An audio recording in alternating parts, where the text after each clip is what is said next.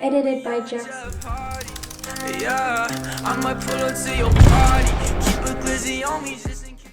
Yo, what is going on, guys? Before the video starts, I want to go ahead and tell you guys to head over to my Twitch at twitch.tv/JaxyVFX. I stream there almost every single day, so be sure to tune in. Go follow the Twitch. I'm trying to get that affiliate, you know the vibes. And also, if you want to go the extra mile and support me even a little bit more, be sure to use my code JAXYY with 2 Y's in the Fortnite item shop. I would really appreciate it. I'm trying to hit that $100 mark for the year. And if you guys do end up using my code, go in the description below to my Instagram, click on that, and DM me a picture of you using it for a quick little shout out. All right, that's it for that. Short, sweet, to the point.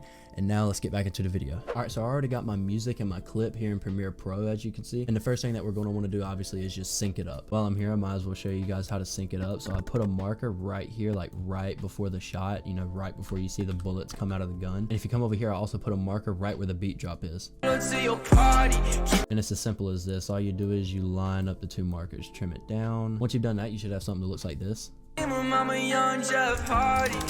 Yeah, I might pull up to your party. Keep a glizzy on me just in case. Now, obviously, we're not done yet. I wish it was that easy, but it's not. All right, so the next step that we're going to want to do, we're going to want to add some pre-kill slow-mo, and we're also going to want to add some slow-mo after he gets the kill. So to do that, for this clip, I'm just going to find wherever is a good spot to start the slow-mo. So you can see right about here, he's made his last edit and he's about to pull out the gun. So this is where he pulls out the gun. I'm just going to go to that first frame right where he pulls out the gun, and I'm going to go back 5 frames.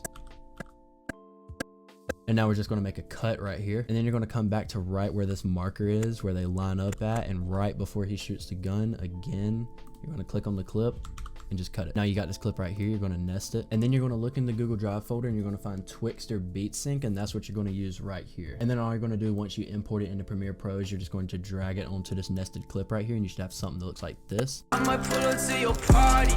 But obviously we got to add some slow-mo after the kill as well. So all we're going to do is we're going to take this clip right here, we're just going to nest the whole thing, and you're going to type into here Twixtor Pro. There it is right there. Drag it in on this nested clip. Come over here to the effect controls and go to the very first frame. Keyframe that first frame at 100 speed and go over 1, 2, 3 frames. Click on that.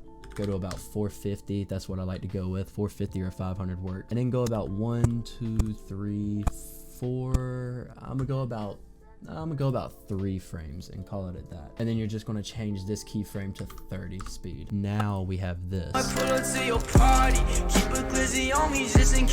The next step that we're going to do is we're going to take this right here, this nested sequence, we're going to hold Alt and then click and drag this up to make a complete copy of it. Now this right here isn't going to change anything yet, but you'll see why we need these 2 clips later. So now what you're going to want to do is, now that we've made this copy of this original nested sequence right here, you're going to want to find my preset that I've made, Bulge picture effect, and you're just going to drag that over top of this. And then once you give it a second to load, you should have something that looks like this, and you can kind of see where the effect is coming, but it's a little off right now. Now, if you really wanted to, you could just leave it like this, but I have another preset that you're going to add onto this bottom nested sequence right here, the original clip, and you're going to take background for Bulge picture effect, and you're just going to drag that over top of that. So now you should have this nice film grain, halftone, tritone, like dark red background, which looks really good with this color correction that I have on this picture right here. So now that you have that, you should have something like this. And at this point, you have all of this, you're basically done. All we got to do is add some impacts on this, and then we got to add some sound effects. Now, since there's a dark red background, I like to use this one effect called red effect, which is really just a tritone red impact.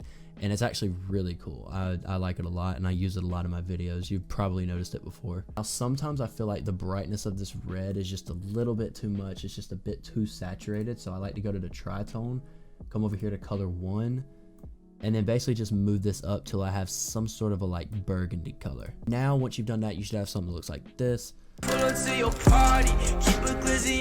So like I mentioned before, you're basically already done. All we got left to do is add some sound effects, which are also in the Google Drive link. Now you're going to want to use these sound effects exactly how I use them, so pay very close attention or else you're not going to have something that sounds anywhere like what mine sounds like. They're going to want to drag in this low whoosh, and you're going to want to line up these keyframes that should already be on these clips. Once you got the low whoosh in, you don't have to change the volume or anything about this low whoosh at all. Leave that the way that it is. After you got that, drag in your godly spaz sound effect. Once again, this is very straightforward. Just line up these markers again. And once you have that, it should sound something like this. And caution, this may hurt your ears. As you can tell right there that this is a little bit too loud. I always like to turn this down a bit, like maybe like -7.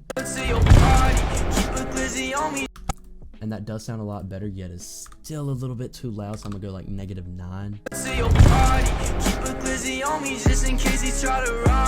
And there we go. I think that's pretty good. Now once you're all said and done, you should have something that looks just like this.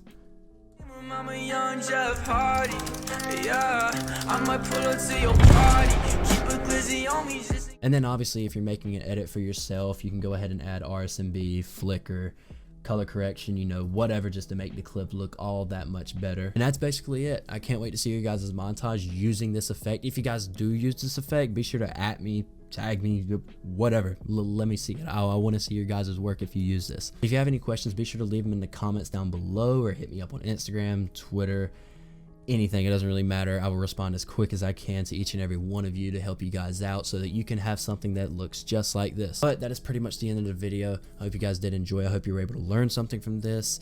And yeah, that is it. Peace out.